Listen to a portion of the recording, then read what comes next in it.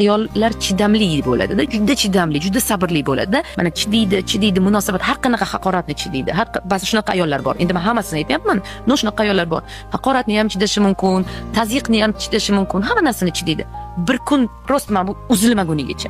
Ichidan agar sabr kosasi to'ladi-yu, uzilib qoladi-yu, 7 yilda kimdadir 2 yilda, kimdadir 2 oyda uzildimi? Bo'ldi. Siz bu ayolni, bu dunyolarni olib beraman deng. To'ngni o'zgaraman deng. Men senga endi bo'ldi, faqat senga e'tibor beraman deng. Qaytara olmaysiz. Bo'ldi. Uzildimi ichida bo'ldi. Shunaqa sovuq muz Antarktida bo'lib ketadi ichi. Shu insonga nisbatan bo'ldi. Bu ayol o'zi eplaydi, o'zi oilasini qiladi, hammasini o'zi qiladi. Lekin erdan ketadi. Ana shungacha olib kelish kerak emas-da. Shuning uchun ham suhbatlashish kerak. Ana shuning uchun ham o'tirib, shu ayol bilan umringni o'tkazishni xohlaysanmi? Shu ayol seni sevyaptimi? Shu ayol senga shuncha mehr, muhabbat ko'rsatyaptimi? E'tibor ko'rsatyaptimi? Ozgina sen ham shunga nisbatan mehrli bo'l. E'tiboringni ko'rsat,